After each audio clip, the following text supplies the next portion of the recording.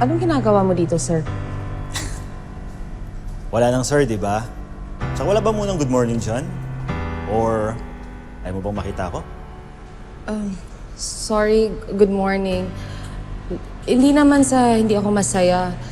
Nagtataka lang ako kung saan si Sir Edward. Well, he can't make it. That's why I'm here. Ako na makasama mo sa Batangas.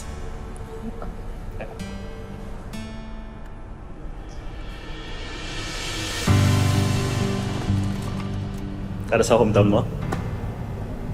Sige.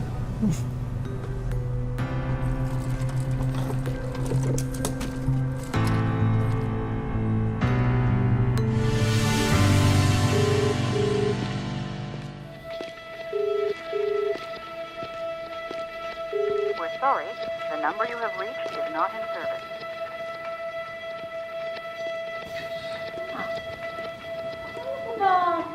Pupunta ka sa Batangas.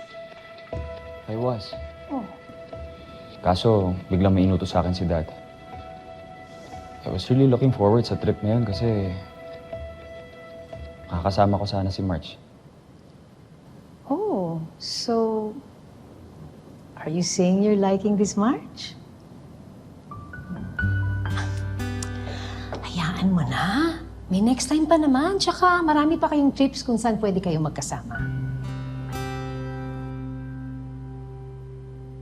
Edward, anak. Sayang kasi, Ma eh.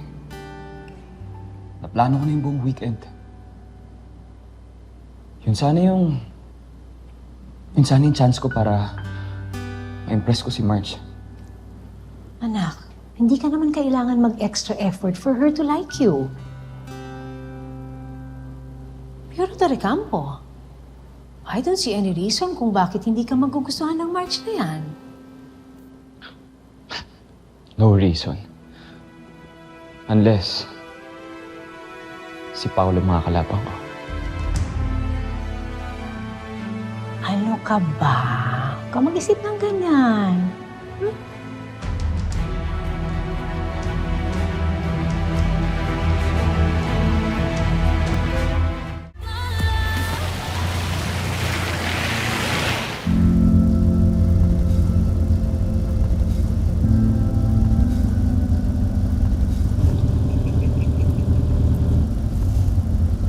Bakit biglang hindi pwede si Edward?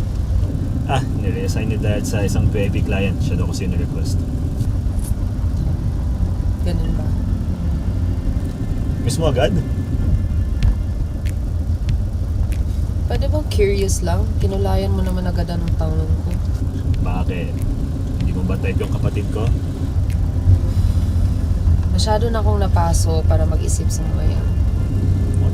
Why? Dahil manuloko lahat ng lalaki. Tatay ko, ex ko, pare-pareho lang sila lahat. Sakit mo naman magsalita. Pero hindi naman namin kasalanan kung yung babae mismo yung lumalapit, di ba? Puro sarili nyo lang talagang iniisip nyo, no? Hindi nyo na napapansin na may nasasaktan na kayong tao. Wait, in my defense, wala akong nilolokong babae, ha? Any woman who gets with me knows what she's getting. Or what she's not. Okay? Kung may na-expect man sila na hindi naman sila dapat nag-expect, problema na nila yun. Okay? Tsaka labas na ako dun sa mga hugot nila. Tulad ng ginagawa mo ngayon. Typical. Puro pagpapasaya lang ang iniisip sa sarili. Why not? Kung pwede naman. That's the best thing in life. Ay, Manong, diretso tayo sa hotel para makapagpalit muna ng damit.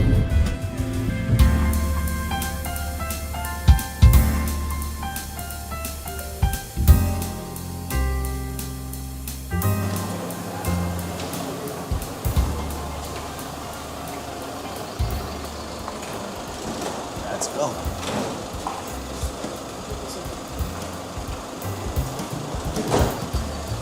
Did you say si Mr. Escanio mismo kakausap sa atin? Yun po sabi nila.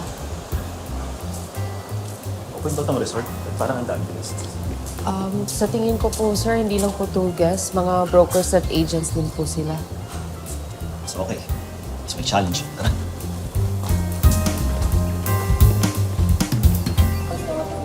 Ayos.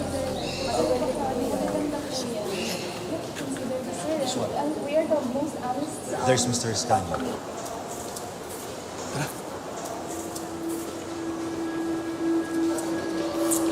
Huwag kang kabahan. Nakabahan ka ba? Ikaw pa rin ang pinakamaganda sa kanila.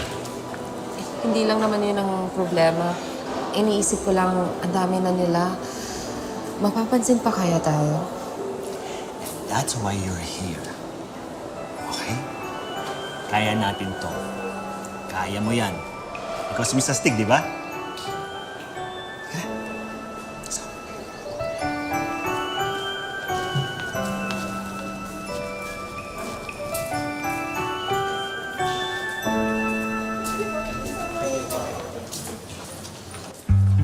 Sir Escanio. Ay, Paolo Tricampo. I'm expecting you. Hello po, sir. Full house po pala kayo today, no? You didn't think na sa inyo ko lang inopen ang opportunity to sell my properties in my resort? Did you? All brokerage firms and free agents ng mga prominent realty companies ay nandito. Ibig sabihin, sir, nandito din yung Premium Homes Realty? Tama ka. Dito rin si Miss... Marjorie Castillo po. Ay. She's one of her top associates po. Actually, Cebuana rin po siya. Oh, Bisaya na ikaw. Mo din guwapa ka. Ay, may isa pa yan, sir. Salamat. Okay. This is my Onika Apo, Angeline. She'll be joining us later sa familiarization tour ng Paradiso Escanio. Para may pasali namin siya. Marami ang may gustong makakuha ng exclusive listing ng resort. I'll be honest, mas preferred ko to do business with realty companies na naka-work ko na before. If you really want that deal, you better impress me with your pitch. You won't get disappointed, sir. Okay, thank you. Okay. Sige po. Excuse us.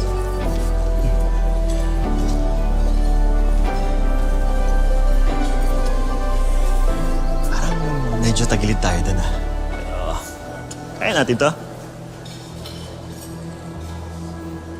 Parang kanina ka pa distracted, ah. May namumukha ka ba? May kakilala ka? Mga dati kong kasama sa previous company ko. Buti na lang sila yung pinadala.